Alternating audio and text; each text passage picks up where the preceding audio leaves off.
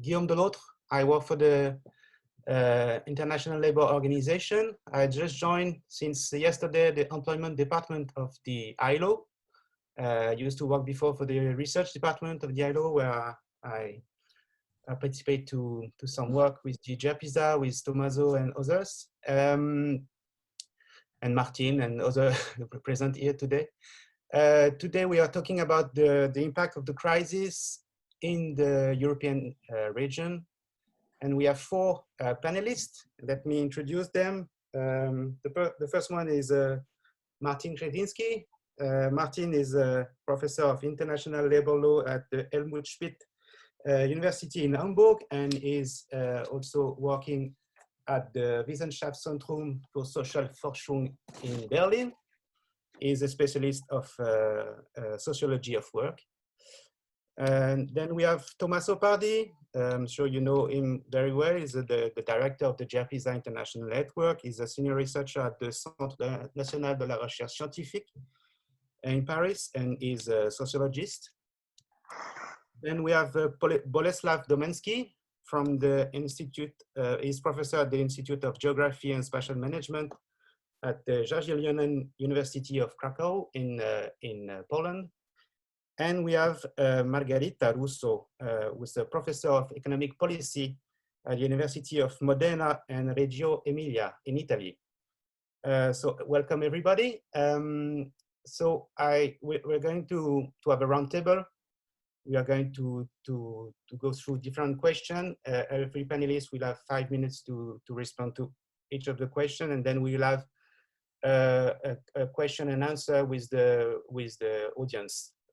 After this series of questions. For the first question, I would like to raise the issue of the very first impact of the crisis, of the COVID-19 crisis on the very short term. So the question was, what have been so far the impacts of the COVID-19 crisis on the auto sector in your region or in your country? What public instruments have been put in place or have been activated to respond to this initial shock? And is there the impact of the crisis has been? Was it similar to the different segment of the value chains of the auto value chains? So I think I will give the floor first to Margherita, and then we will go to maybe to Tommaso, Martin, and then Boleslaw. I unmute your. Thank you. Yeah. Okay. You can unmute. Thank you for the privilege of starting this roundtable. And I would say that the short-term impact has been very heavy. Very heavy because the lockdown started at the very beginning, including the largest part of the car production in Italy, in the northern of the country. And since the beginning, the decision of the government to what were the essential activities was oriented to exclude the automotive industry. But repair and maintenance of vehicles was essential for the functioning of vehicles in various services. So it was a very restricted area. And businesses, companies were starting, some of them shifting to other production to support the production of special components like health system of ventilation. But in general, they implemented the interventions to be ready for adjusting the facilities for the entrance of workers, shop floor, and all the warehouses and logistics, because the distancing rules to be adopted after the lockdown were essential for the recovery. So they needed to be ready for the recovery production activities. This brings to me to a general issue on the automotive supply chain and to the strong interconnections, not only across Europe, but also with China and other countries. So the shutdown in China had a delayed impact on the production plants in Italy, and in turn, their shutdown was impacting on other parts of the production chain in Europe and in China again. So the issue is that the short-term impact was just the shutdown of production with some delay, and in some cases it was emerging very clearly the role of interconnections. It was some shocking for the country, the fact that everybody was discovered that production was not simply related to what was done there in that place. And many business companies were complaining on the fact that they couldn't stop their production because of those interconnections, but the government was quite strong in not allowing them exceptional conditions. Now, what public instruments have been activated to answer the initial shock? Well, it was quite generalized the importance of using a not ordinary tool. The instrument is called the Cassa Integrazione, and is a wage guarantee fund. So it is a quite complex fund in the sense that the ordinary management, which is very important in our country, is not adapted to be used in a quick time. So there was a contradiction of a strong support, but a delayed impact. So on workers, they were in a very heavy situation with no wages. And in fact, several companies started anticipating wages for the workers that were not receiving the compensating funds. So, so far the country is entering the phase 2. And now we are in a situation in which the government is discussing, I think that if not approved, it is under approval, the possibility of keeping the wage guarantee fund until the end of the year.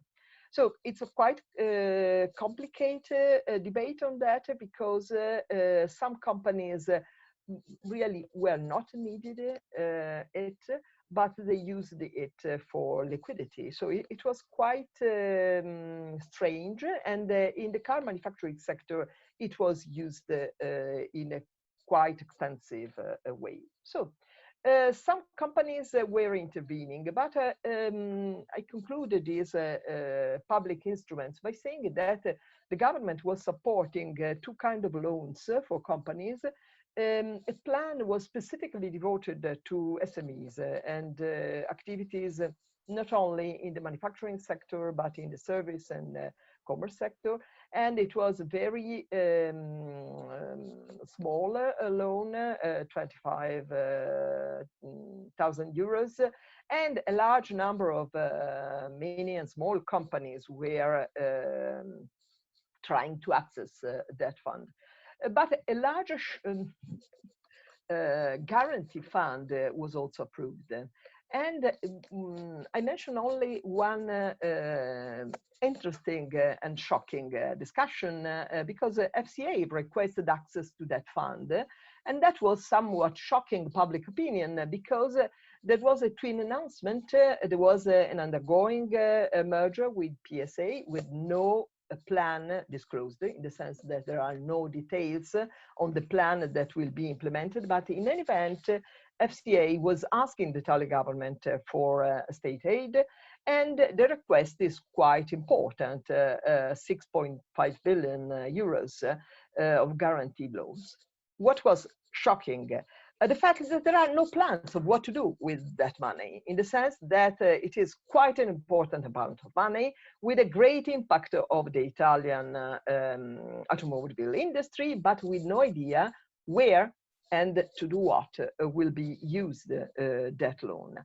So it was quite distressing, but many things happen in this country, and so it lasted just a few days as a scandal, that request, but no other consequences, apart from the fact that immediately after, FCA requested the prolonged wage guarantee fund in one of the biggest plants in the country. So they were stopping the production in an event, and they were not saying what they will do next. So if the first question is on the short term, I will conclude, if I have time, with a couple of hints on different segments of the value chain. In the sense that, I don't know, in principle, in theory. The impact is different in the various segments of the supply chain. I have no data on the specific effects, but I have 3 anecdotes that can be perhaps useful in our discussion. First of all was the one I was mentioning at the beginning of the reaction by companies to the shutdown. They need to produce. The supply chain must go on, so we cannot stop. We are essential by definition. That was their argument, because we are essential to the supply chain. But the definition of essential was in a different context. It was essential to the health system. So they were, to some extent, kept down to the context. So it was quite a dramatic situation, because the companies were reacting strongly on the impossibility of having their workers in the premises. But we had a situation in which the first red zone was extremely in a dangerous situation. So they were under control. But the point is that they were asking for going on with their supply chain, because the details of their contracts are quite heavy, and the penalties could be very heavy. So the point is that, I conclude, the point is that penalties is something that I have not studied, but I think it should deserve attention, in the sense that I don't know what happens in the various companies and which is the power they have with regard to the penalties they have to pay in case of COVID. Is this pandemic something that was in their contracts?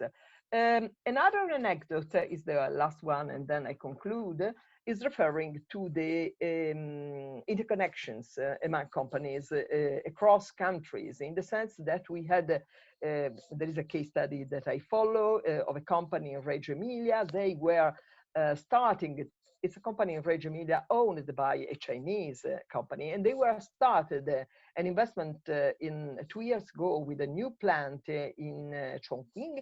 And they had just, during the lockdown, the first full version of their remote control of that plant. So they had to stop that. And because the plant was stopped before, and because the plant to which those components were produced for, PSA in France, was shut down. So they were to some extent in the between of 2 different situations, shut down in China. The reason why they were not able to complete the control of the plant that was just completed, and the shutdown of the plant in which the components were to be sent because PSA was shut down the plant. So they were in the between, not doing what they could do. So they will start now with the production again. I will conclude here. Thank you. Thank you, Margherita. I give the floor to Tommaso. You're ready, Tommaso? Okay, I'm ready, and I will start from one point that Margherita has just raised, is the interconnection of the European value chain and more even the global value chain. But I think that keeping in mind that the automotive industry in Europe is really very much interconnected and integrated at the European level. This means that the COVID crisis, doesn't matter if the COVID crisis is more important in Italy or Spain or in UK rather than Germany. It doesn't matter where it happens, at what time it happens, it affects immediately the whole value chain.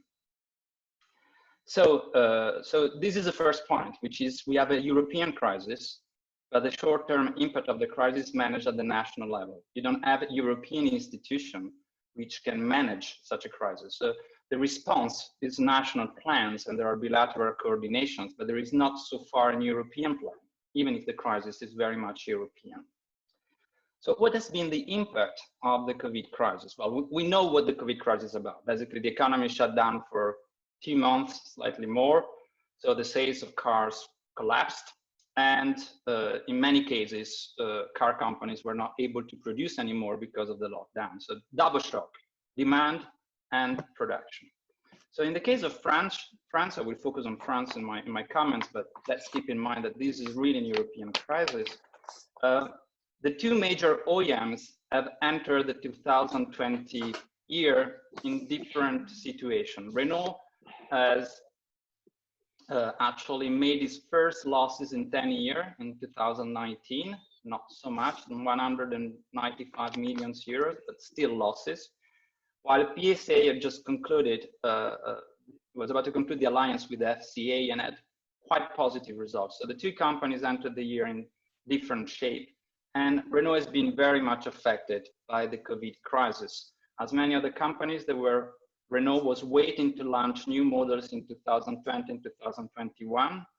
And this is a complicated story, but this is linked to the environmental regulation. In 2021, all the car makers need to drastically reduce the CO2 emissions of the cars they sell from 130 grams, that was the target for 2015, to 95 grams on average for 2021. And since the main technology that we're looking at in order to do that, that was diesel, is not available anymore and is falling in the market share, they need to electrify. And so all the car makers were retaining the launch of new models in order to be able to capitalize on this launch, to sell more electric cars in 2020 and 2021 and achieve the result. But this means that these cars now have to be launched in a context of crisis. And for Renault, this is particularly a serious issue. So Renault has asked a 5 billion euros loan to the state in order to sail through the crisis, and has announced a 2 billion euros plan of economies for the next 3 years, involving 15,000 redundancies globally and 4,600 jobs lost in France, which is 10% reduction on the total employment of Renault in France. And this will affect both engineering and plants. PSA so far has not demanded money, but FCA, which is going to be married with PSA, has asked 6.3 billion euros of loans, as Margherita just told us, in Italy. So I think both OEMs will be in crisis, but they have the means to go through these short-term but very violent crisis, which is the COVID. For the suppliers, this is a different story. In particular, not the global suppliers, not companies like Valeo, Faurecia, talking about second, third-tier supplier with a strong regional strong integration in France. They are already going through liquidity problems, and so here the state has been decisive in providing liquidity, in providing short-term working and paying for their workers, basically in order to keep workers on job. But still, this won't last much longer. So it's very important for this company that the activity rebounds very quickly, or we will see a lot of bankruptcies in the following months. So there is a plan that has been announced by Emmanuel Macron in person at the Valeo, on the Valeo factory. So that shows still the strategic importance of the automotive industry in France. Is an 8 billion euros plan, or 5 million of these 8 billions go to Renault. But there are 1 billion euros for the demand, and there will be bonuses that is already been activated for June. So there are bonuses of from 6,000 to 7,000 euros for an electric cars. If this is bought by companies from 3,000 euros to 5,000 euros, they reintroduce a bonus for PHV vehicles that has been taken away in 2019. This is 2,000 euros, and you have scrapping schemes. So if you exchange an old car for a new car, you can get 3,000 euros for recent, 5,000 euros for new cars, 3,000 euros for recent second-hand cars, and 5,000 euros for electric vehicles in particular. So if you accumulate the bonus, you get 12,000 euros if you bring back a whole car and buy an EV, which is a very substantial amount of money. But this is limited to only 200,000 vehicles. So it's a short-term measures to start up, to kick up the market, and hoping that the crisis will fade away after that. And 1 billion euros have been given now to suppliers So there is 2 million for modernization of the supply chain, 600 million for an investment fund run by the state with some money from the manufacturer to really rescue the companies which are close to bankruptcy, and 150 million euros for R&D. Now, these plans is very similar. It's actually a copy and paste of the plan introduced by the French government in 2008, 2009. So this is very similar in the continent. And also, which I found that a little bit ironic, the Ministry of Economy has emphasized the introduction of a code of good conduct in which OEMs pledge themselves to behave ethically with their suppliers, and particularly to not ask their suppliers to relocate production in low-wage countries. And they say that this is the first time that such a code has been introduced everywhere. And actually, this is not true. In 2008, 2009, exactly the same code was introduced, but basically had no impact at all. OEMs at the time say, we will use this code in exchange of the money. They took the money, and then the code was never applied because suppliers were simply too scared to use the code and go against their buyers, and so nobody used. And now it's been introduced again. And so the idea is that the state is putting all this money on the table in exchange of a relocation of production, a shortening of supply chain, and patriotic solidarity in the supply chain. But I'm pretty sure nothing of that is going to happen. And I will finish on that. It's simply because the relocation process in Europe, which has hit particularly hard the French industry. The French industry has lost 1.5 million vehicles since 2004 up to now in terms of production, which is 1/3 less than it was before, only due to the relocation process. And France was a very exporting-oriented country with like 15 billion euros of positive trade balance in the automotive sector at the beginning of 2000. Now the trade balance is negative by the same amount, 15 billion euros negative. So basically, you can see how much the relocation process has been a big issue for the automotive industry in France. Now the government said, I give you money, you stop doing that. And Le Maire said, we have to make sure that what's still being produced in France doesn't leave, but I don't think that will have any impact. So there is this political element in the short-term reaction to the crisis, but I don't think that will have really an impact, as it didn't have an impact in the 2008-2009 crisis. So I'll finish here for the time being. Merci. Thank you, Tommaso. Let's move to Martin now. Thank you very much. I hope you hear me. And of course, what I say will have some similarities with what Tommaso and Margherita explained, but maybe also some differences.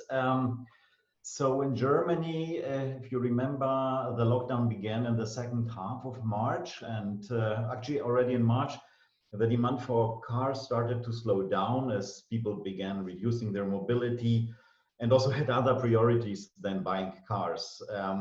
And with the lockdown in force, then at the end of March, nearly all production sites of automobile manufacturers, suppliers stopped production at the end of March.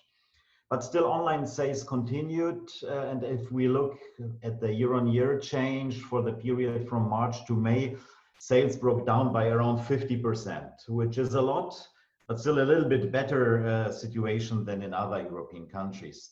As you probably know, then the measures in Germany to contain the pandemic led to a slowdown of infection numbers in April, and the government decided to loosen the lockdown rules. So first, small shops and car dealers were allowed to reopen, and step by step, all businesses were included in the reopening. And now, since the beginning of May, car manufacturers and suppliers started ramping up production. First, only in one shift. And this ramp up takes, of course, some time.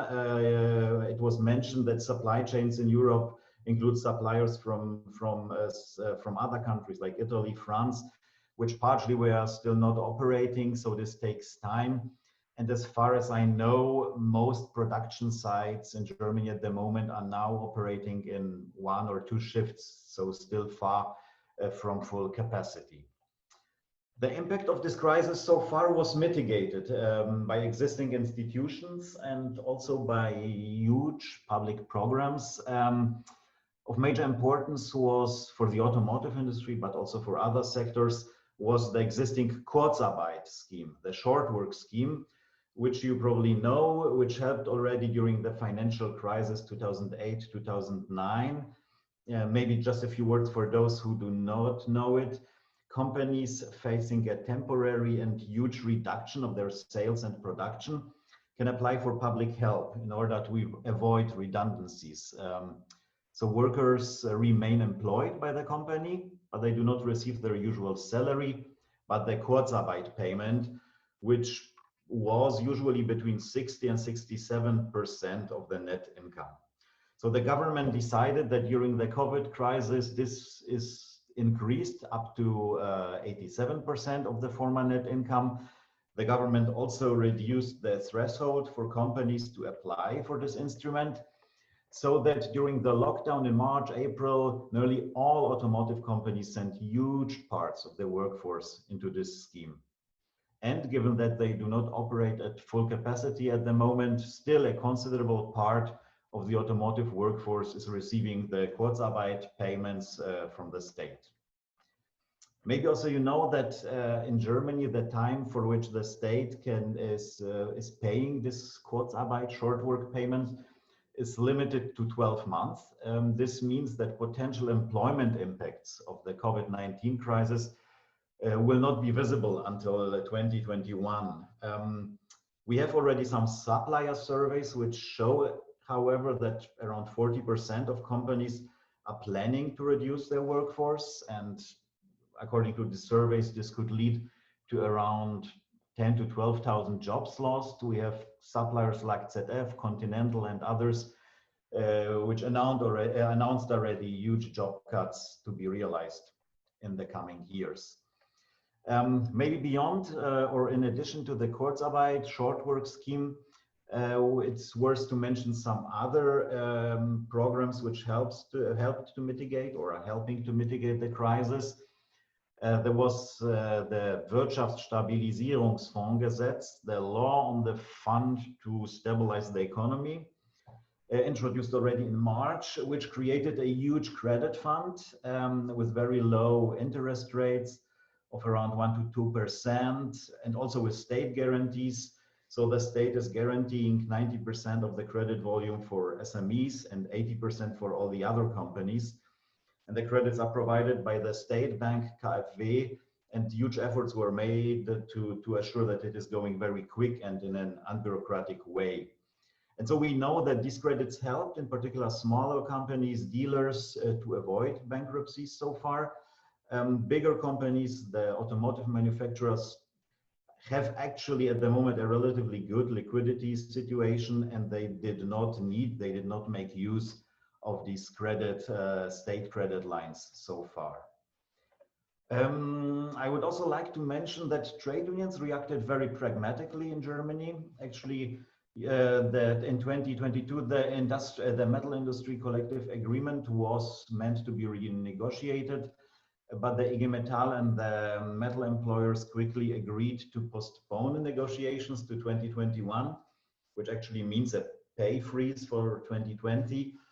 They also agreed to use some additional payments from the collective agreements to supplement the Kurzarbeit payments to make sure that workers receive nearly their complete usual net income.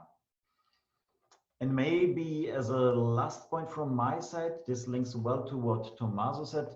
I think what was interesting actually in the current situation, that the automotive industry actually failed to reach completely the same support which it got during the financial crisis in 2008, 2009. So when the German government started in April, May to discuss a second support package for the economy, the automotive industry, also the IG Metall trade union, they started a lobbying campaign to introduce a state subsidy for new car sales as was the case during the financial crisis in 2008, 2009. I think it was then 2,500 euro per car if you scrapped your old car and bought a new one. Tommaso mentioned already, France introduced this scheme, and so the Germans were arguing we have to do the same. And the automotive industry, also the trade union, demanded that to include not only electric cars, but also fuel-efficient combustion engine cars. And I think it's interesting and shows a little bit the shift of the discourse in Germany that this demand failed. It was confronted with very strong opposition from nearly all parties, also from public media. I think because in a situation where all or many sectors were really suffering a lot, it was not perceived as legitimate to provide preferential treatment to one industry, which is very important, but also still in a relatively strong position. So that the only automotive specific measure which the government introduced was to increase the state subsidy for electric cars. I think we will talk about it maybe a little bit later, so I will not mention the details. And of course, in addition, the government reduced the value-added tax for all goods by 3 percentage points until the end of 2020. And this is also expected to have at least some impact on car sales. And as the dealers are already open since beginning of May, maybe now, I think the figures for June will be published next week. We will see if slowly demand for cars is picking up. Thank you. Thank you, Martin. Let's now hear Boleslaw. Thank you very much. It's a great pleasure to see all the colleagues again. I will say a few words about the situation in the market, the demand, and then about production, employment, and the public measures which were introduced to deal with the crisis. So if you look at the domestic sales, car domestic sales in Poland, on the year-to-year basis, they are generally about 40% lower than the year before, which means this decrease is slightly lower than in many West European countries. It is particularly lower in small vans. It was only 20% decline, which some people connect with the boosting e-commerce and things like that. However, if you think about the impact on the industry in the country, obviously the domestic demand is not really important, as you know, because most of the industry is export oriented. So what really matters for the industry in Poland is the health of the industry in Europe in general, as Tommaso has said already. So obviously the severe impact on production levels is everywhere, so I'm not going to talk about the details, but what is really surprising, at least at the moment, is a very limited impact on the labor market. So generally, unemployment rate increased in Poland about a 0.5 percentage rate from 5.4 to 6.0 level, which is very low for EU standards. Very few companies in the auto sector announced redundancies. For example, Volkswagen announced reducing 4% of jobs within the next 18 months. And a lot of companies has not announced redundancies yet. If you look at the actual redundancies, collective redundancies, for example, in Upper Silesia, which is the largest cluster of the industry, there were 720 jobs lost so far over 4 months, which is about 1% of employment in the sector. So what I'm saying is it's a very limited impact in short term. However, the best word to describe the situation when you talk to company managers and participate in the webinars is simply uncertainty. We don't know what happens in next month, in next half a month or 1 year. So there's some focus that the unemployment may rise by 50%, so about 8 to 8.5% in Poland by December. And there are some, if there's a very recent a survey made by the Polish Association of Automotive Employers, when 25% of companies declare they may reduce their workforce, it's 1/4 of companies declares possible reduction in next 6 months. 55% say they will stay with the employment they have, and 20% say they are expecting increase in employment. But actually, very often they say, we are not sure what happens. Obviously, it depends very much on what is the demand in the next future. One of the very important elements about this uncertainty is also the way public instruments work in a country like Poland. Because, well, Poland has at the moment a very strongly interventionist government, which in many fields copied the German solutions. So most of the measures introduced in the economy over the last 4 months were copying German protection of workplaces solutions. So you are eligible for non-returnable subsidies, wage subsidies, if you keep your employment depending on the instrument you choose for 6 months or 12 months. So there's a similar limit like in Germany, because I guess this is a like copy-paste, to say it simply, from German model. But what it actually means, the big question is what happens when this period expires, and nobody knows. So the real impact on the labor market, we can start to see in autumn when some of the measures expire, unless they're extended by the current government, and say like now in 9 months, because some of them were introduced in April. So there's a big uncertainty in general about the impact on the employment level. One important point I should probably also emphasize, there are no special instruments for the automotive sector. There's no program like in France, for example, for scrapping cars, etc., etc. These are the measures universal to all sectors. They are different for small and medium-sized businesses, some different for large companies. I'm obviously not going to talk about the details. So the real question is, when these measures introduced, which are meant to be temporary, and what is the demand for cars and car components? Consequently, the effects will be seen in half a year or even a year time. So maybe I will stop there. I don't know if Chris Voss, who is with us, would like to use a minute to add something. I don't know. Somebody would like to add something? Christoph? Actually, not yet at this moment. Thank you. Okay. Thank you all for this first question. Now I would like to jump to the second question of the session, and well, we just heard Boleslaw, and we know that there's a lot of uncertainty about the coming months. But what I would like you to do now is some kind of prospective analysis, and to know. You all know that the automobile sector has been struggling with a lot of structural trends in the last years. To name but a few: the greening of vehicles, the shift of global demands towards Asia, the increasing robotization, digitalization, name it as you want, Industry 4.0, all the change in transportation modes. All these structural trends, they implies a lot of investment, a lot of investment by companies. And what we would like to know is, do you think this kind of trends will follow? What would be the choice made by companies in the coming months or year, when they will have to struggle with the crisis and with the structural trends? And do you think it will shape the future of work in the sector? So I think we're going to shift a little bit the panelists,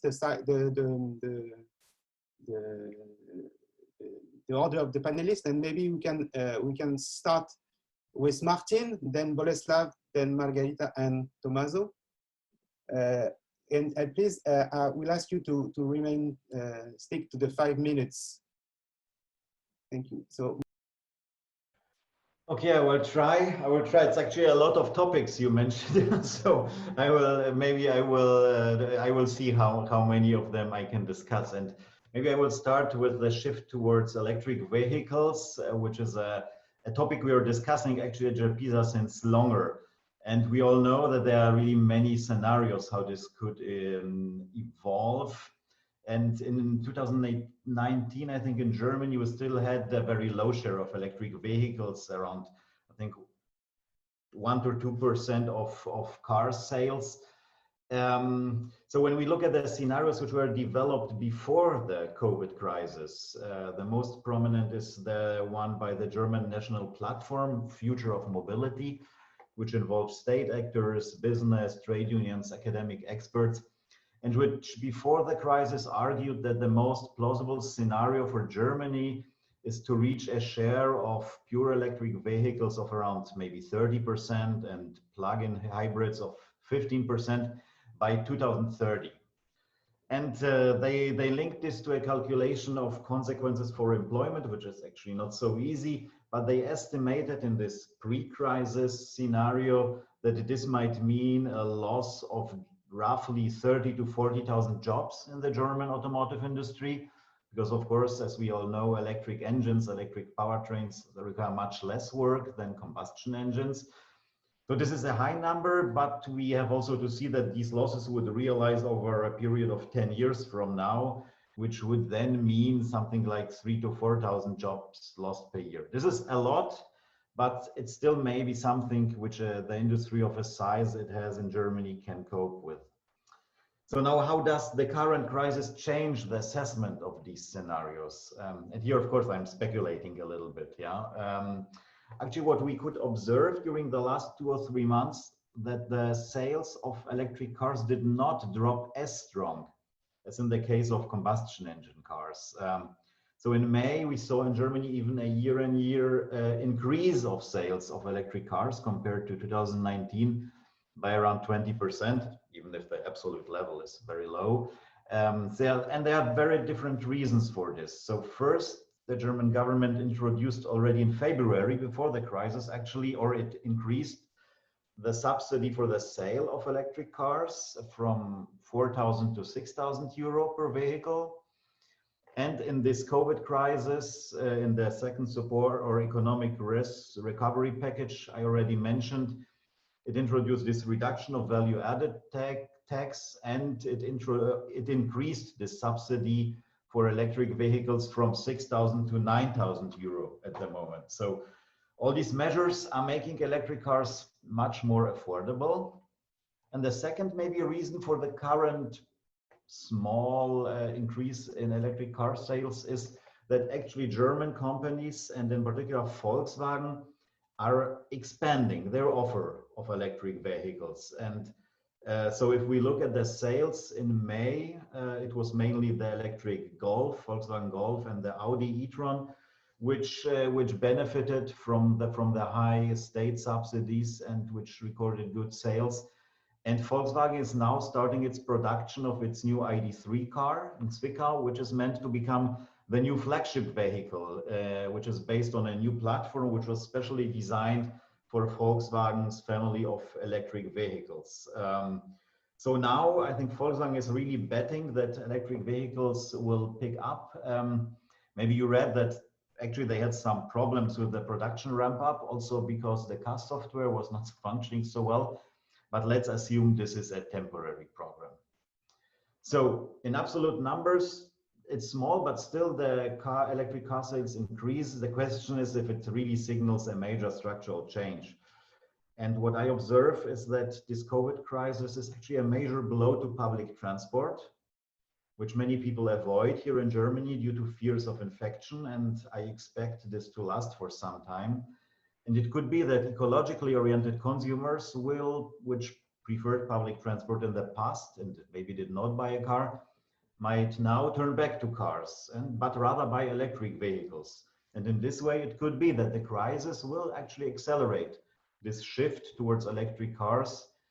And we have to see this with some negative impact on employment in the automotive industry.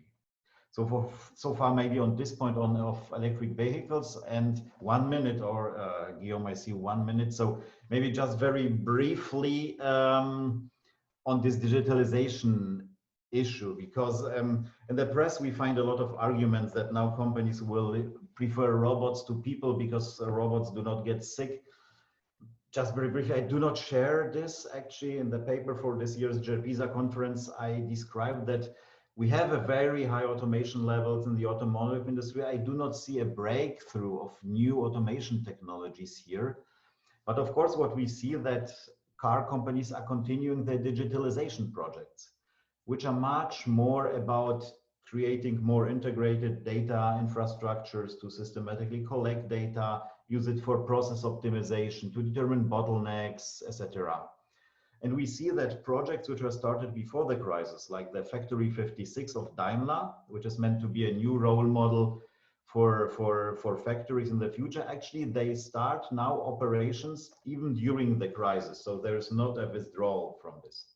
And the very last point, I think there will be a big push of companies to improve their capabilities for remote work, introduction of digital collaboration tools, digital learning platforms, which we all had before, but for smaller, more privileged groups within the companies.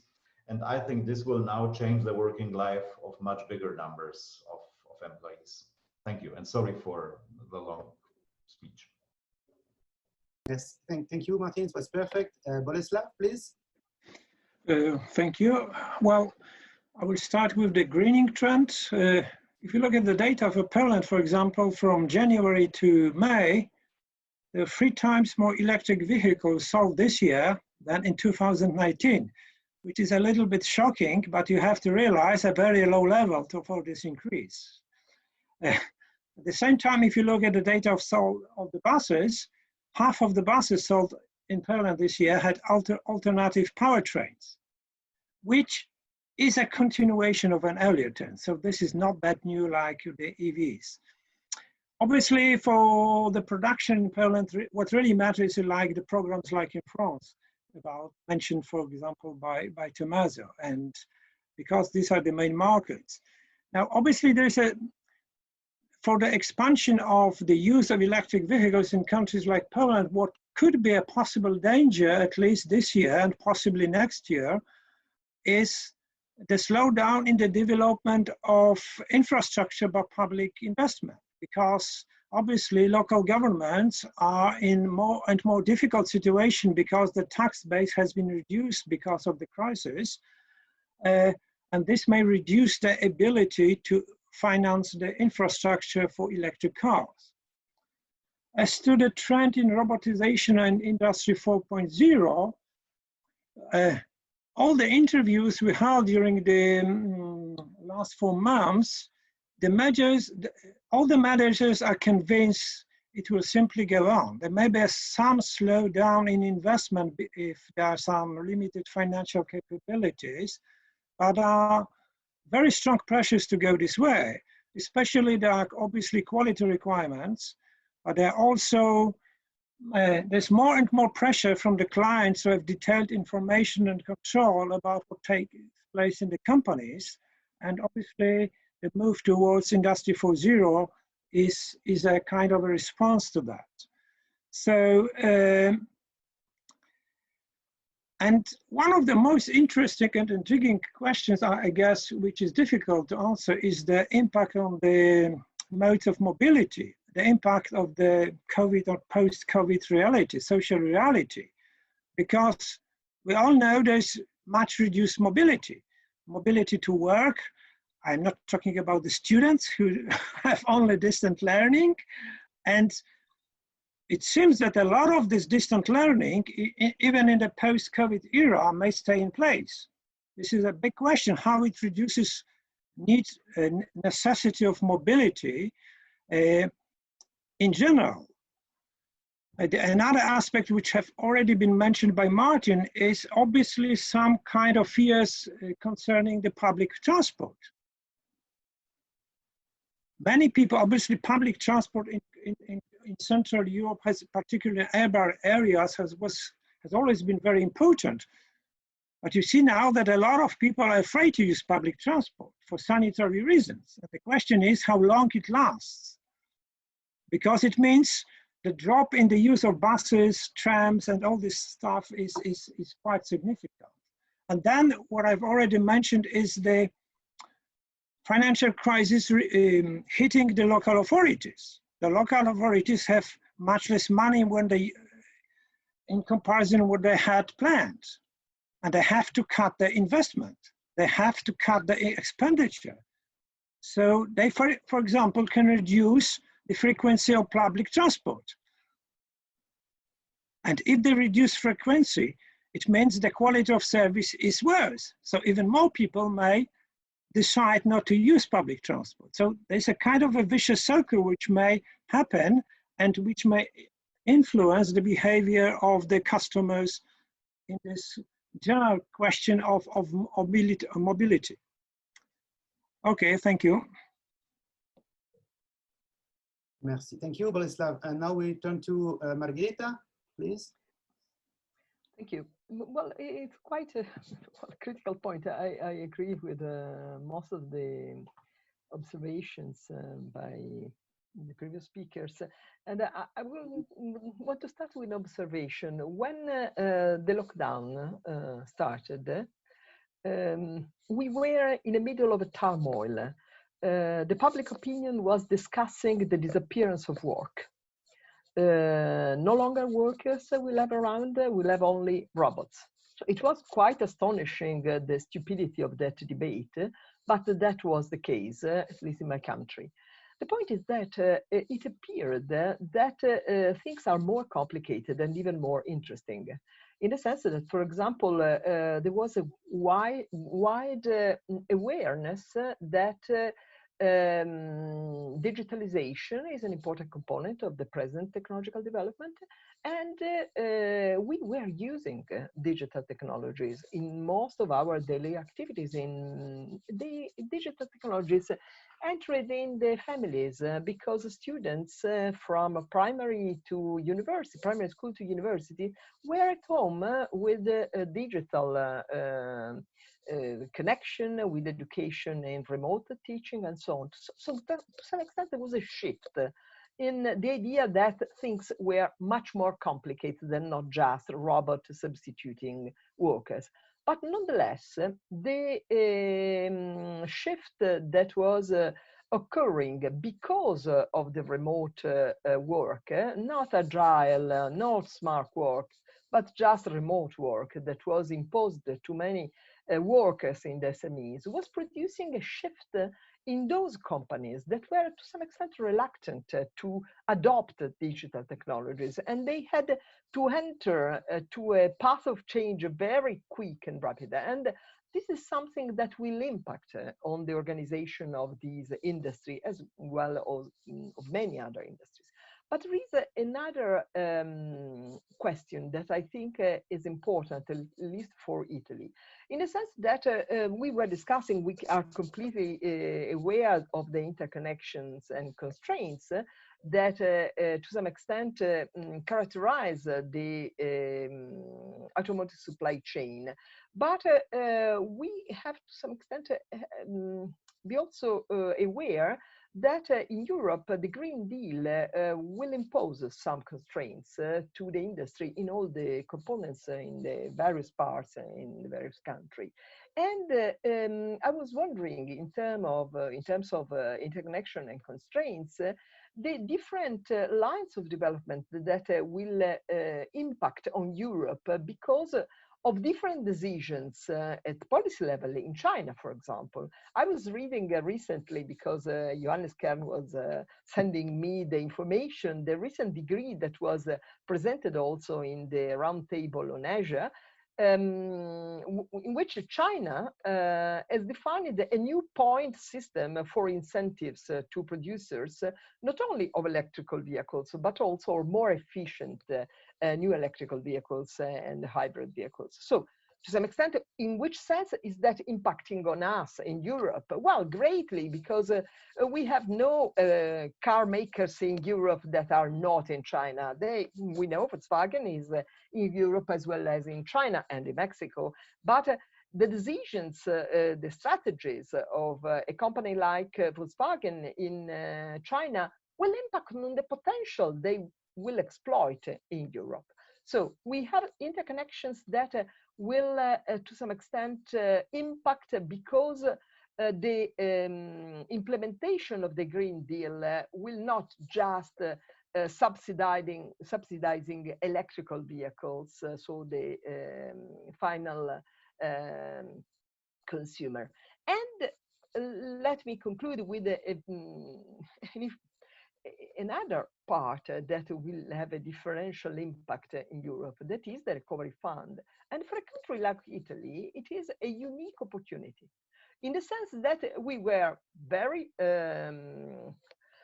engaged with this idea of having a Green Deal, but in a great difficulty of implementing a Green Deal, because we had no enough funds to reconsider long-term investment. Now, the recovery funds will provide an opportunity to align the short, medium, and long-term investment to the Green Deal. And in the Green Deal, an important part is exactly on mobility and infrastructure, allowing a collective mobility, among others, obviously. So we are in a situation in which I don't see plans. It's very difficult. This is something that is questioned to the present government. They make a lot of announcements, but we don't see yet plans. So we'll see what will be the precise plans with regard to the infrastructures that will be targeted by the recovery funds. But at the top is the mobility. The collective mobility is an important portion because of two, I would say, polarized issues. One is the concentration of population and activities in some areas that have quite significant congestion. And the other one is the opposite. We have rural areas that are to some extent very far from potential development because of the lack of collective mobility or infrastructure, adequate infrastructure for mobility, also for effective individual mobility. Let me conclude with the mobility and collective mobility. I had a completely different idea by observing what was happening very, very close to me. So just in a very medium, very short distance. But mobility is something that can be afforded in the opposite direction, in the sense that after the lockdown, we had, for example, restrictions in the use of buses with only one person in 2 square meters, okay? And restrictions were very severe. But for example, just a couple of weeks ago, Emilia-Romagna region started with a new regulation, just increasing the number of buses and clearly using buses in a different way with more control for sanitizing them and so on. So mobility is a crucial issue. I don't know which will be the direction, if really people if the solution will be just individual mobility.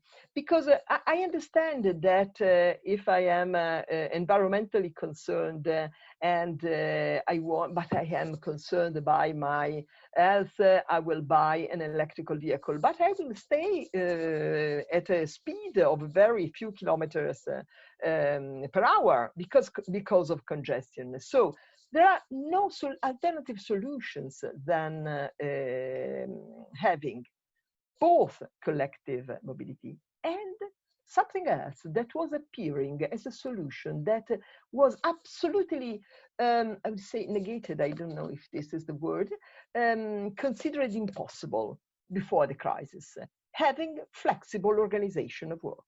It was considered absolutely no discussion, no possibility of having other than that organization of work as a wholly solution. Well, we have seen companies organizing work in a overnight in a completely different way, just because they had to stay in their business. So the trade unions were very firm during the lockdown because they were signaling that the working conditions were not safe. And they wanted safe working conditions. And to some extent, the companies had to consider that important perspective as a crucial perspective for their operating.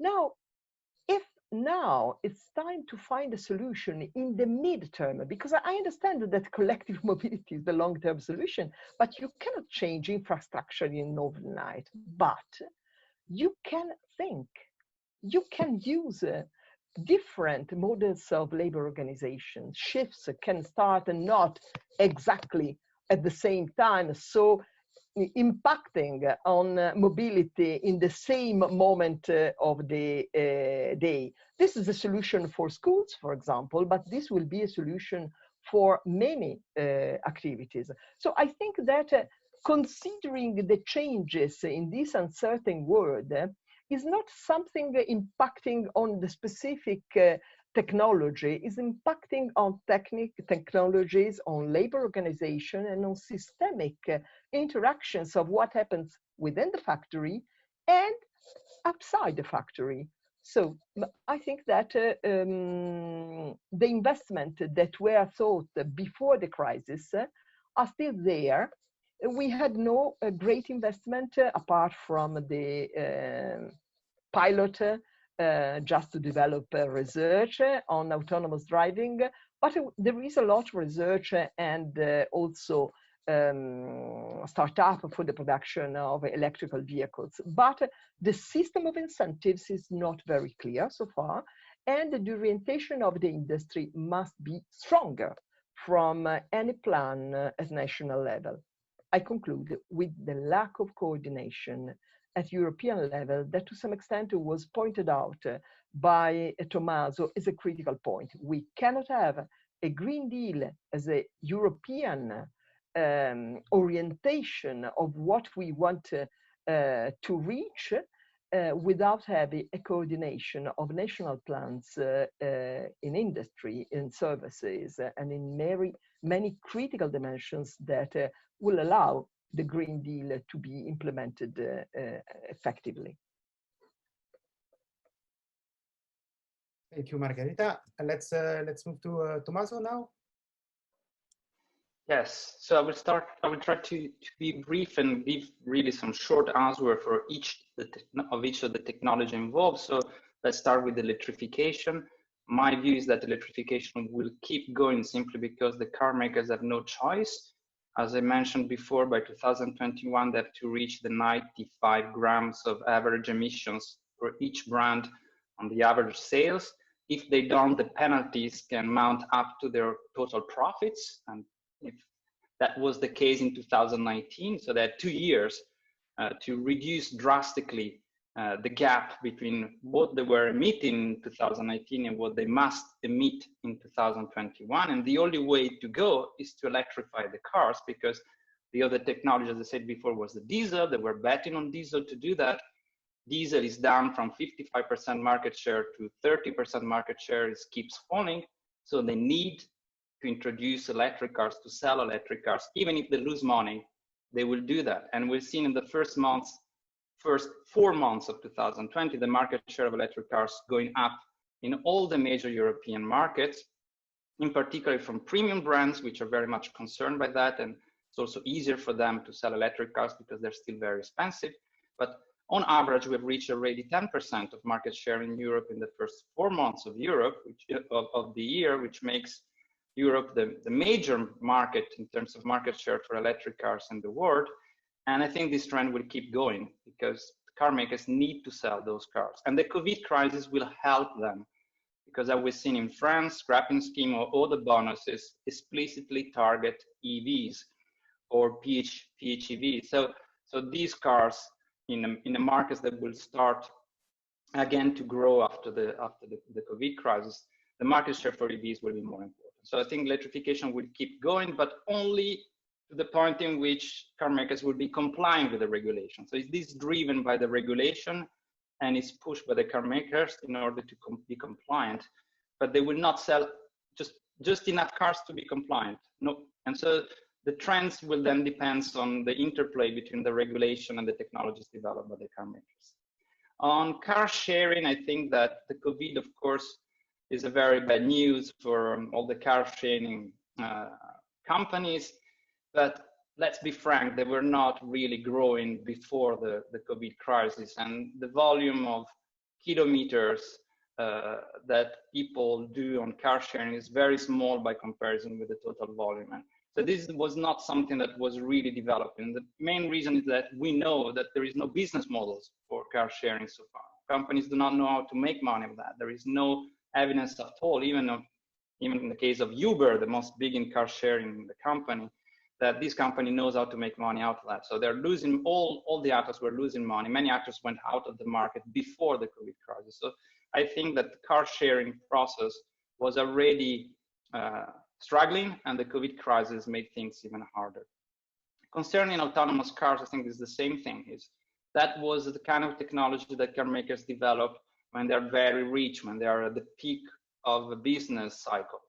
And they drop when they need to concentrate on more serious issues like making profits and save their companies from bankruptcy. So I think that all these investment in autonomous driving will be put on pause.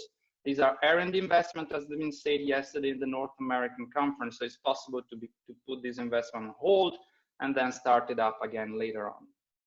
Now on Industry 4.0, we have been working on that quite a lot here in Gerpisa, and also with Martin, we have written an article together, and with Boy Lutke, work on China.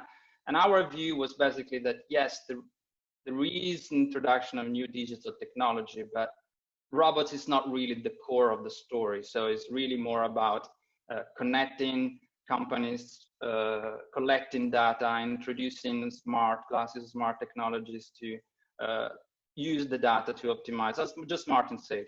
So, and it's not also really a breakthrough, it's just a matter of labeling things that were already happening and have been accelerated by the Industry 4.0 debate so there is not really something that is dramatically changed. It's more a progressive evolution. So I think that the COVID crisis will not change that, and the capacity of the industry to invest in this type of technology will be diminished. So perhaps it will slow down, but it will not be a dramatic change. Finish here. Thank you very much. Sorry. Thank you very much, Tommaso. So let's move now to the third question. We already touched about this question, but I would like to go a little bit deeper. We have heard since the outbreak of the crisis many calls about the need to shorten the value chains, the need to bringing back activities closer to final demands. Well, it's not only in the automobile sector, it's in many sectors. And it's not only a message from business, it's also very political. So my questions were, do you think, given the current fragmentation of the auto sector, is it possible to bring activities closer to the final demand and closer to Europe?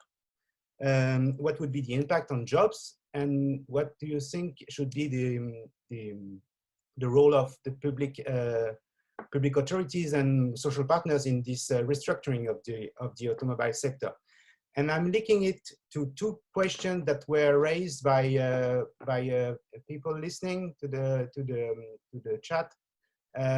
One from Stefan, who raised the question and who was making a reference to the debate yesterday on the North American case with the issue of the USMCA and the question on the 70% local content, and do you think this kind of policy could be applied also in Europe? And there was another question from Zhao Wei, who was asking if you think that the current crisis will lead to a real European industrial policy and a possible stronger integration of the Europe in order to save its independence from other competitors.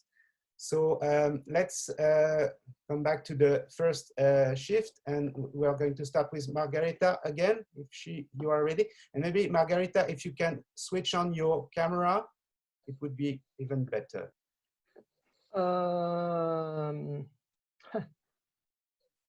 I can do. I know that. Okay, here it is. Okay, thank you. Now, the point is that I was taking notes of this idea of having roots like the USMCA in Europe, and it's quite puzzling because I don't know if they even can implement those roots in that area, in the sense that it is a long process in doing that. I'm not so convinced on the impact on that, but I will stay on the point. I want to comment on the fact that there's been a lot of discussion on an issue that is the resilience of the companies. They were not very resilient. They were not considering a way of reacting to external shocks. So a possible solution is just to increase the buffer of components and parts, which is not exactly what one would advocate in the model of just-in-time. So the point is more complicated, I think. And the point is that in the present pandemic, it seems that companies have strategies designed to some extent in a vacuum, as there no other things can happen apart from what they decide to happen. So this is the impression just as an outsider. But the point is that they cannot operate in auto-referential world, and it worked successfully, but I'm not sure that it could work in the sense that the reorganization of the supply chain with regard to the European stronger industry. I don't know because we have built under many dimensions a European domain in our market economy, and it is an important part of the story. But our car makers are not only European based.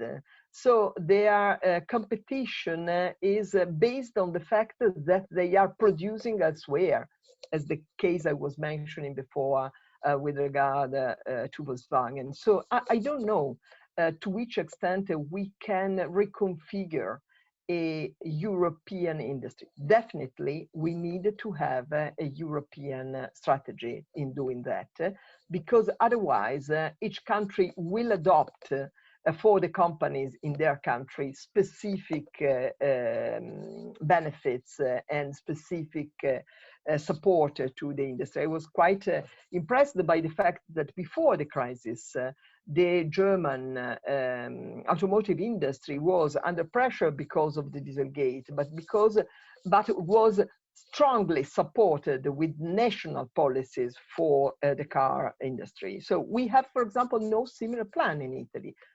And there is, on the contrary, an important plan in France. So I think that the referential position of the different countries matters in this discussion. The policies of the different countries matters, but the companies, to some extent, play the best game they can find in the various countries.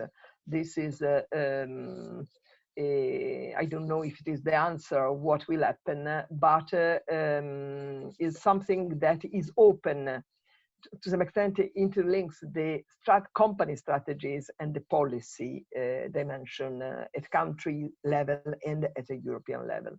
With regard to USMCA, I don't know.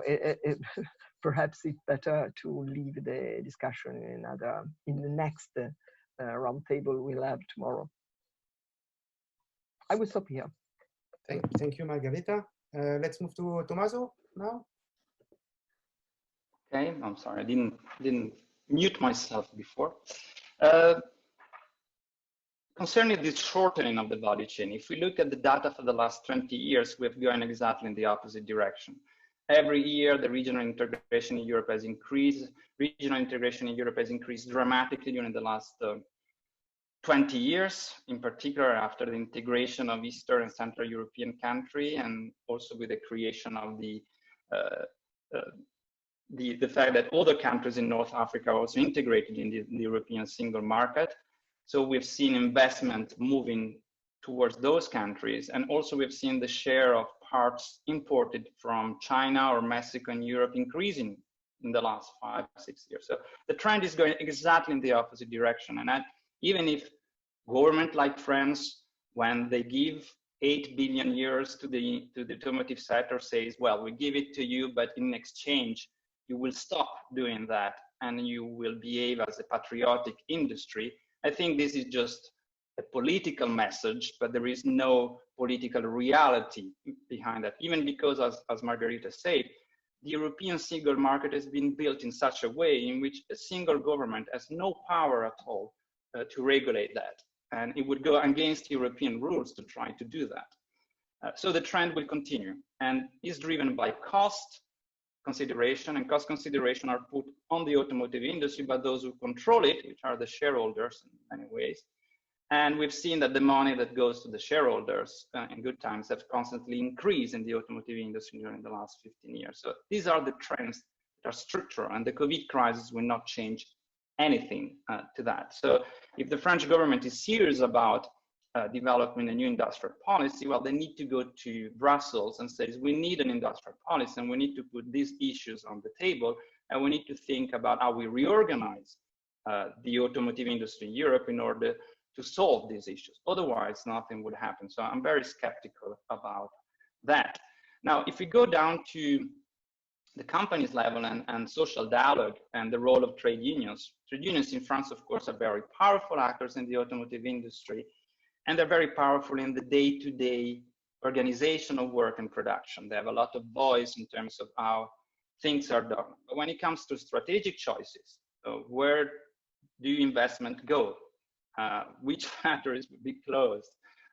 Where the employment will be reduced or increased between Morocco, France, or France and Spain, or France and Slovenia, or Poland, or Czech Republic? Well, they have no power at all. They've proven completely powerless during the last 20 years. So unless I think the issue will be brought over at the European level, and perhaps if the same phenomenon takes place in Germany, where you have the most powerful trade union in the metal sector in Europe, which is IG Metall. And if IG Metall starts to be concerned by these dynamics in a way that has not been concerned so far, because Germany has not suffered at all, it's the only Western European country which has not suffered from this relocation process, then perhaps things might change, because IG Metall has the power and the leverage to bring issues at the European level and to raise political concerns towards that. But if that doesn't come from IG Metall, I don't see the trade unions in France being able to raise the political issues, even in a time which the government puts 8 billion euros on the table for the automotive sector. Thank you, Tommaso. Let's move to Martin now, please. Thank you very much. And of course, I'm tempted first to react to Tommaso just to his saying that Germany did not suffer a huge relocation wave, which actually I think is not true, because the move of German companies to Central Eastern Europe, I would say, started much earlier than in France. And it was much stronger, but still you're right that the outcomes were very different in France and in Germany. But this would be another discussion, how this is linked to product strategies, organization of the division of labor, etc. So sorry for this small excursion. But I think maybe I have to see that I do not repeat too much, but I think that actually I do not expect a big reshuffling of value chains in the automotive industry and now during the crisis, simply also because actually they are already regionalized. They are organized in world regions. So for Europe, it's actually the division of labor between Central Eastern Europe, Southern Eastern Europe as low wage locations, and Germany, France, and other countries as high wage locations. And I do not see good reasons why companies should change their strategies here. Quite to the contrary, I think this was also discussed in the chat that German suppliers at least might even use or relocate even more to Central Eastern Europe simply to save cost, given their resource problems at the moment. Of course, what I presuppose in this saying that the value chains will not change so much is that the European Union remains this highly integrated entity, which is it now.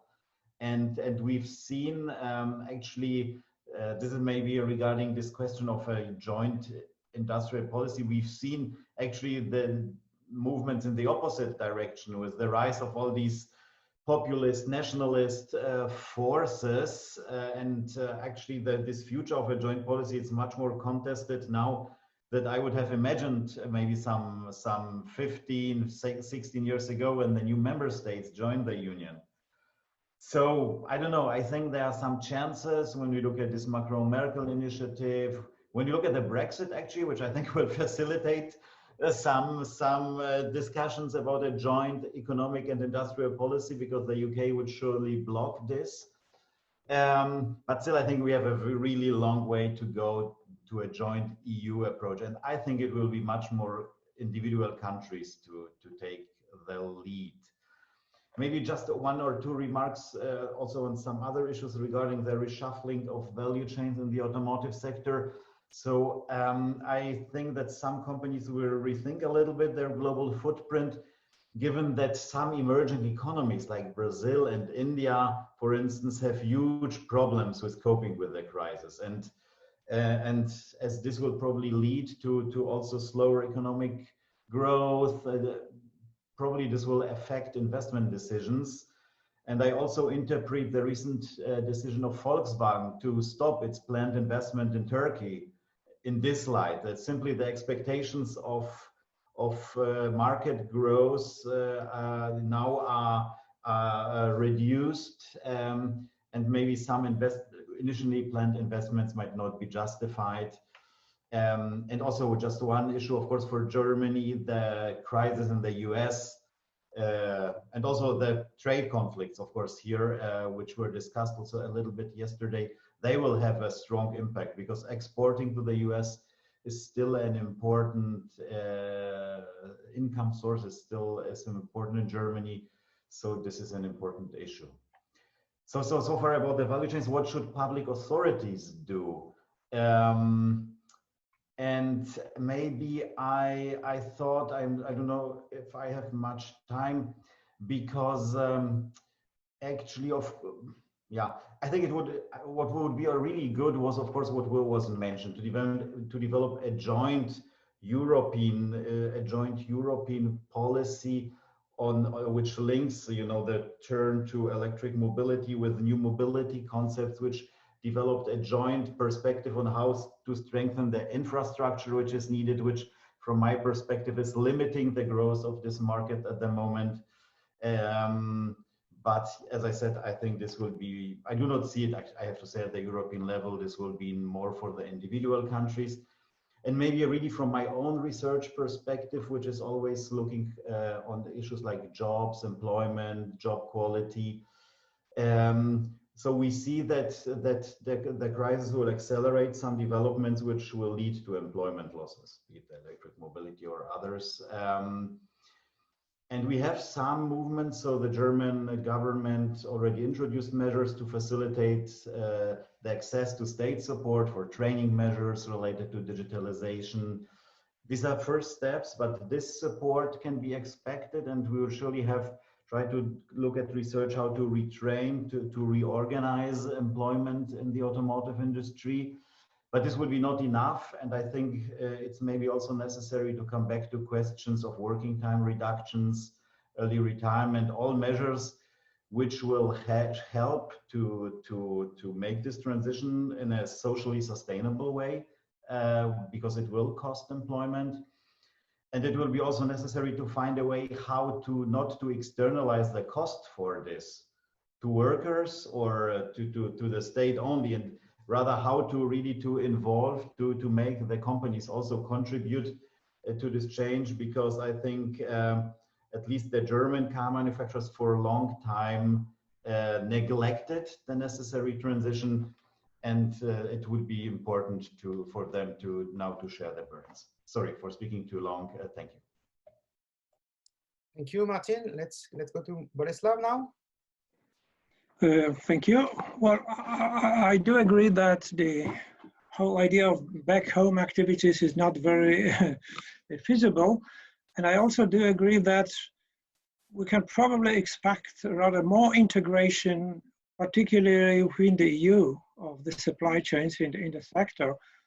And as there was some discussion on the chat, to what extent, for example, limited impact on employment in auto industry in countries like Poland may be already a sign of the OEMs as first-tier suppliers keeping jobs in this part of the region as part of this broader strategy to be present there. And I made at least the interviews we had in the companies, both foreign-owned, but mostly foreign-owned, as a matter of fact, there's a belief in the managers, both foreigners and Polish managers, that it will be the case. There will be more integration and not less, but possibly more greater role for the production in Central Eastern Europe. So that's what we have heard. And the impact on employment of this whole process is that the companies in Central Europe, you had to realize they face scarcity of labor. Many companies face this huge problem. In a way, COVID solves this, at least temporarily, because you don't need temporary workers, you don't need foreign workforce. You keep your core employment, so when you look at unemployment data, there is no loss. Okay, and the problem is that if you have a long-term strategy to be present in this region, you cannot allow people to go, because they will find other jobs. You won't be able to recruit it in a year or 2 years' time in the labor market situation in countries like Hungary, Czechia, and Poland. There's also a question in this issue, what are public policies needed? And there was an interesting question by Grzegorz, to what extent this may reinforce, or maybe just the opposite, the attempt of some governments in Central Eastern Europe to promote development of non-production activities in automotive industry, more high value-added activities, because there are some measures introduced in some of the countries. And well, personally, I don't know, because on the one hand, if the major emphasis is to keep jobs in general in the economy, there will be shortage of financial resources to support these more high value-added activities. So I'm not sure about that. And I don't know if there's, or maybe I will stop there. I don't know if Chris would like to ask a question, if there's a minute. Christoph, do you want to add something? So, okay, maybe I would add one point. The big question is, if we compare this crisis with the crisis.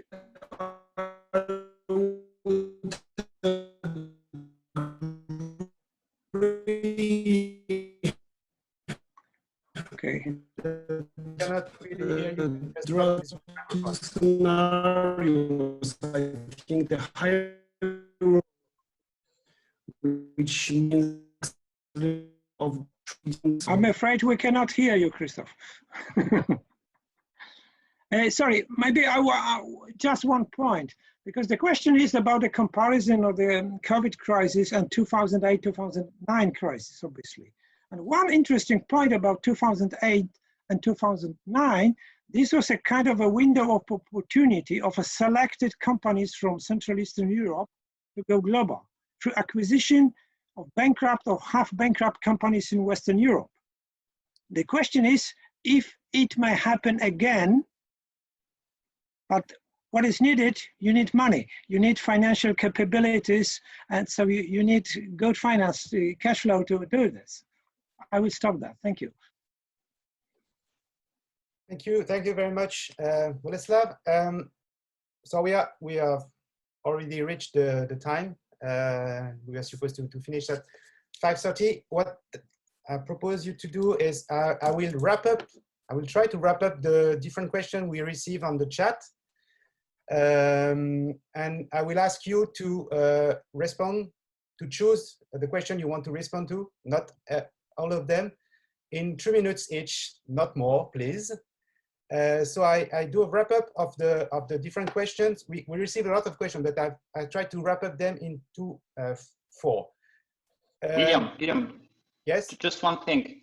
I mean, for people who wants to leave, they can leave. For people who wants to stay a little bit longer, they can. I think the Asian roundtable end up like 20 minutes later than we thought. So the idea is that we have answered all the questions. So perhaps 2 minutes is too short. Let's say 3-4 minutes. We try to be very quick.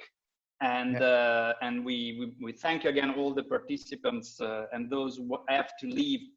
Don't worry, it will be recorded and put online, so you will not lose anything. And for those who still wish to discuss, and also eventually you can let some people speak to intervene. I have also my kid here. So I mute myself, but. Yes, yes, okay. So the serious questions, I see the first one were related to the Industry 4.0. Someone wanted to know if it was possible to continue investing in Industry 4.0, not that we know that we are in a profit desert in the industry, or is it possible to accelerate on this issue with due to the pandemic? Some questions were more related to the speech from Boleslaw, and some people were quite surprised by the limited impact of the crisis on the Polish labor market, and they were asking if it was due to the government protection schemes, or it was due to the specific strategies from the OEMs in the integrated periphery. And what would be what will be the next phase for the government policy, because there was quite some support for more raise in local wage in the last year. So what will happen with this policy in the future? There was some question about the change in the consumption modes and the role of car rentals. I think it was Lorenza Monaco who asked something about the data on car rentals and the possibility that it could be a better option in the future for urban commuting. There was a question about relocation and reorganization due to the take-up in electric vehicle. And some people were asking if with the rise in the sales of electric vehicle, are we going to see some reorganization of the supply chains? Because we know that to produce electric vehicles, you don't need exactly the same components than for combustion cars. And so what could be the impact on the supply chain? And finally, there was a question about the role of unions, and especially at the European level, federations like industrial, what kind of role they could play in order to harmonize wage, employment, working conditions, and the representation. What, in general, what could be the role of the unions at the European level in order to face the future restructuring? So we are going back to the first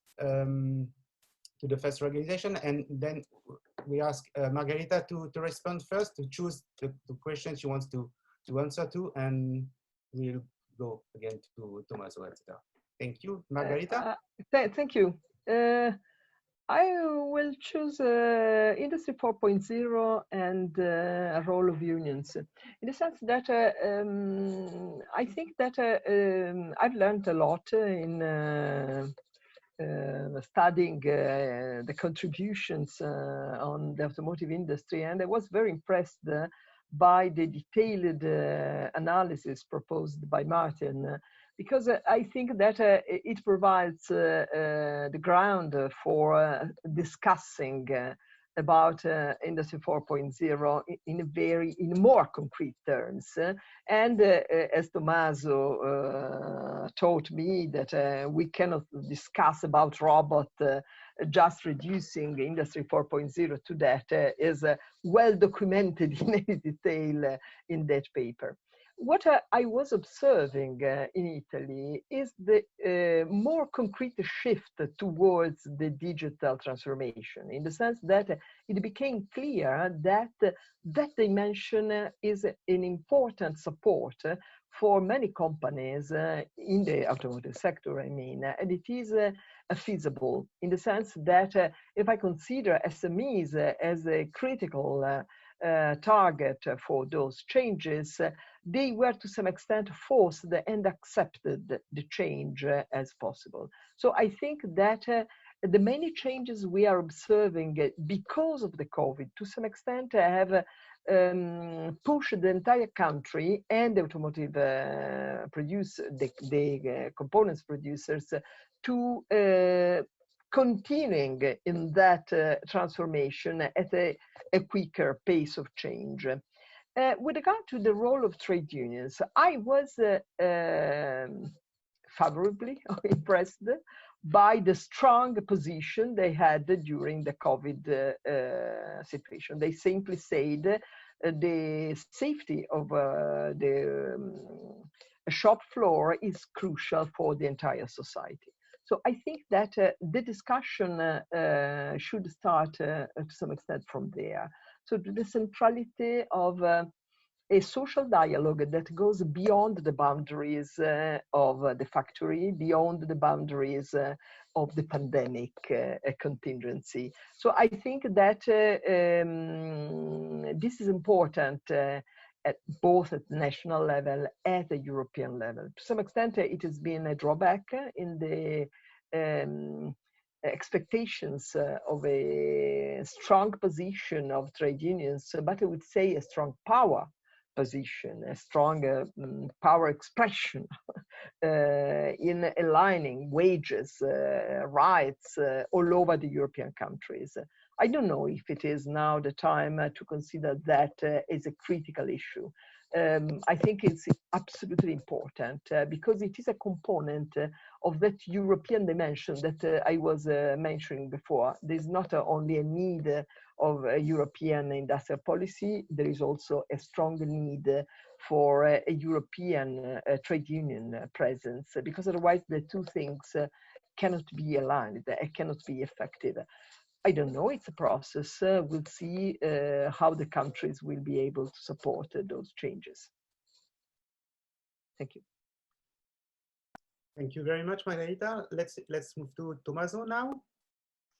Yes, okay, I will start perhaps on the impact on the employment in Central European countries, and more generally, the impact on the employment everywhere in Europe.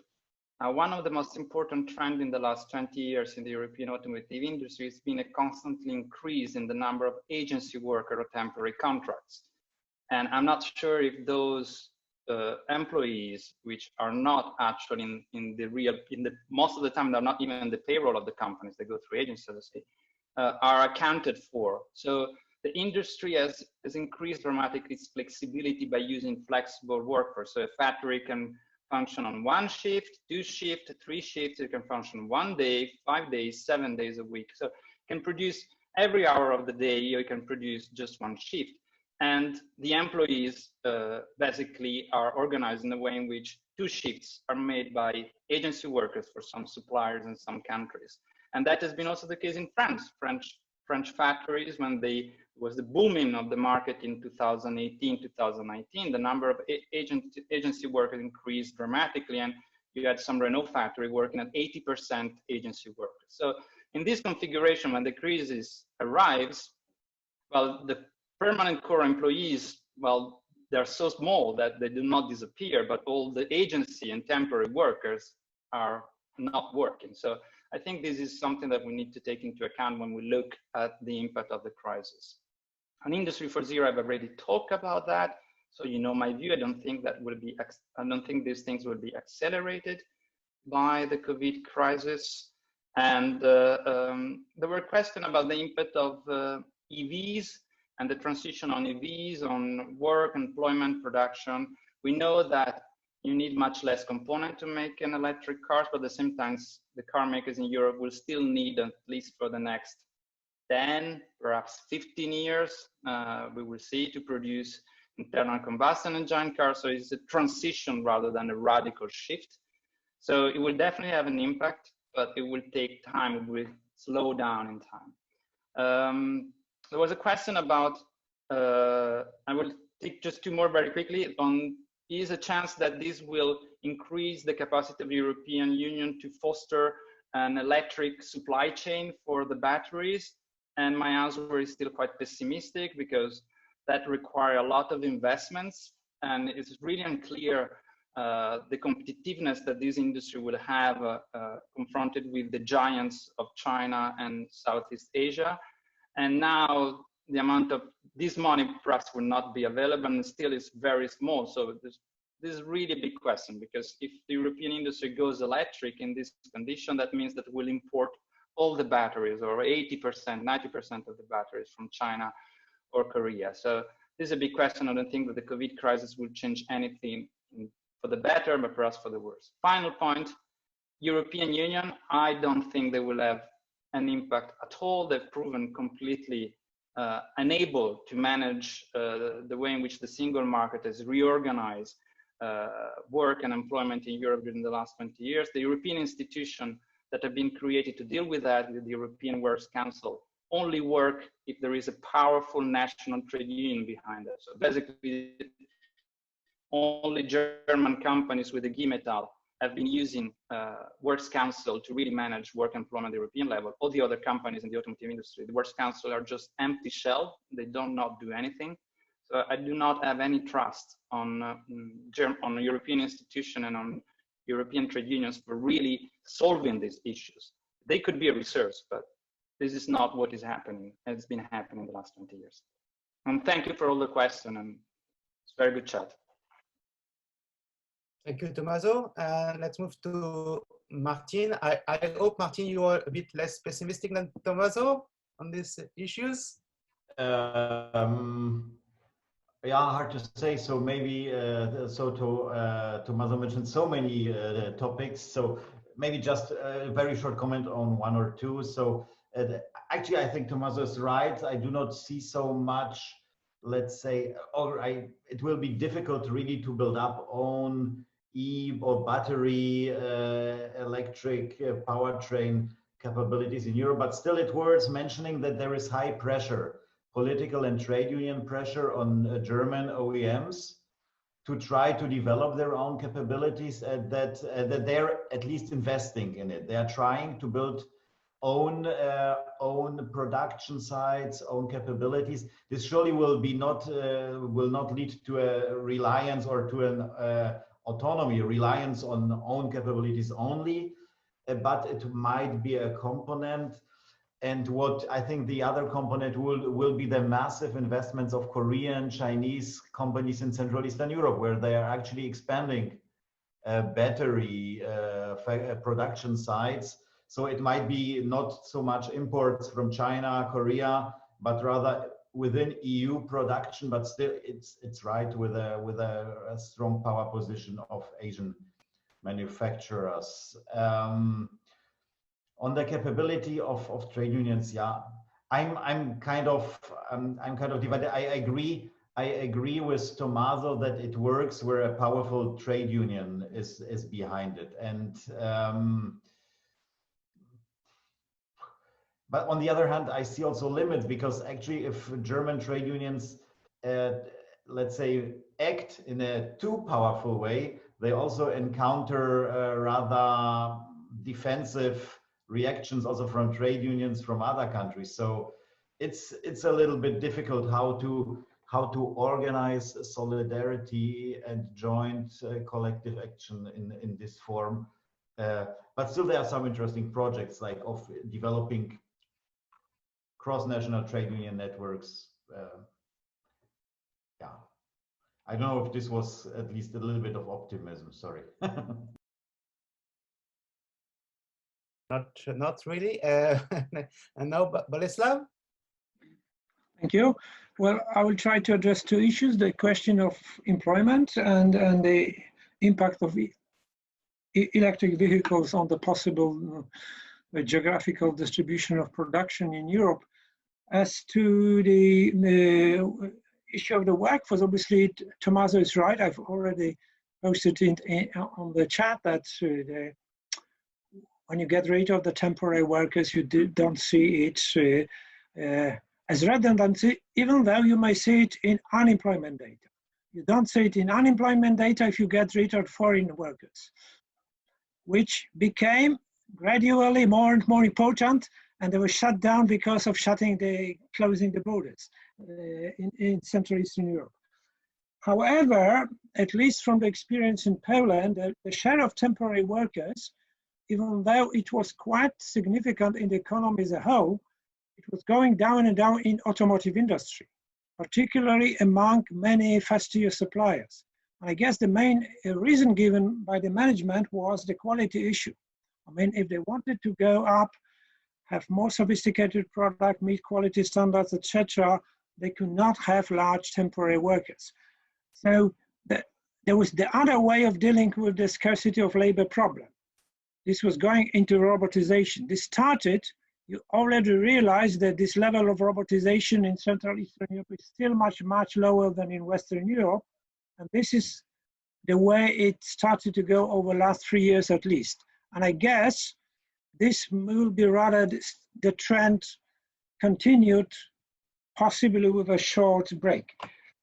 The question of the impact of greater share of electric vehicles, the impact, for example, on Central Eastern Europe. Obviously, countries like Hungary, which is the major country producing engines in Europe, there are also, I guess, 7 or 8 large traditional engine factories in Poland.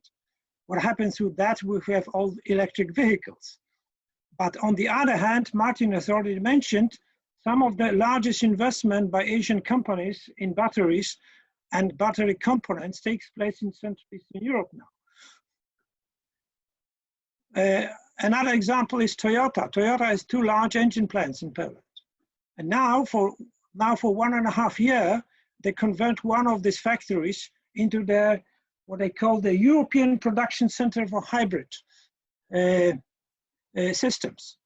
So they may evolve in this direction.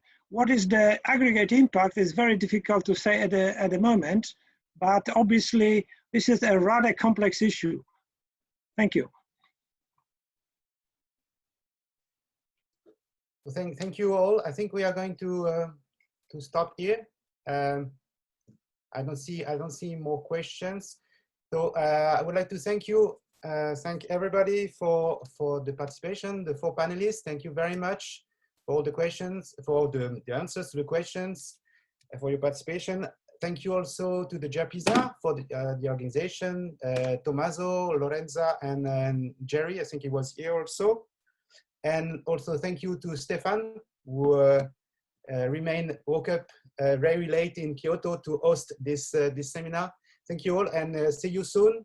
I hope in a physical meeting this time. Bye. Thank you very much. Bye, everybody. Bye-bye. Thank you. Bye, thank you.